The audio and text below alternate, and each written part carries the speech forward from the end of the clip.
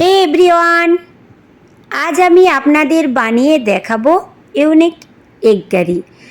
অবশ্যই ভিডিওটা পুরোটা দেখবেন, ভালো লাগলে লাইক কমেন্ট শেয়ার করতে ভুলবেন না। কিন্তু প্রথমে আমি ডিমগুলোকে ভালোভাবে সেদ্ধ করে ছাড়িয়ে নিয়েছি। তারপর মধ্যিখানে ডিমগুলোকে মাঝ বরাবর কেটে নিয়েছি। এবার কড়াতে তেল দিয়ে তাতে দিয়েছি কিছু গুঁড়ো মশলা আর সামান্য একটু নুন।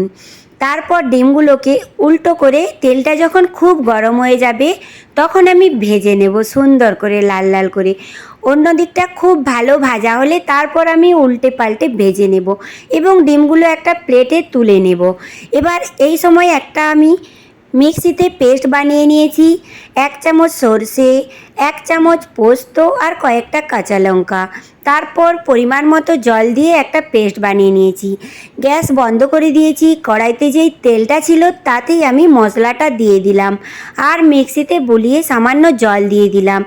এবার আর একটা মিক্সিং জারে আমি দিয়েছি 3 চামচ দই আর তাতে দিয়েছি সামান্য একটু নারকেল। তারপর ভালো পেস্ট বানিয়ে নিয়ে এই কড়াইতে দিয়ে দিয়েছি। তাতে দিয়েছি কালারের জন্য সামান্য একটু কাশ্মীরি রেড চিলি পাউডার আর দিয়েছি স্বাদের জন্য নুন, সামান্য একটু হলুদের গুঁড়ো।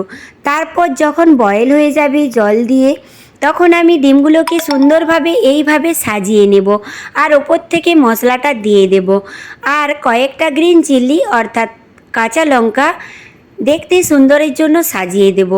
তারপর আমি 5 মিনিট চাপা দিয়ে রেখে দেব গ্যাস স্লিম করে। যখন বয়েল হয়ে যাবে তখন ঢাকনাটা খুলে আরও আমি 5 মিনিট রেখে দেব গ্যাস অফ করে।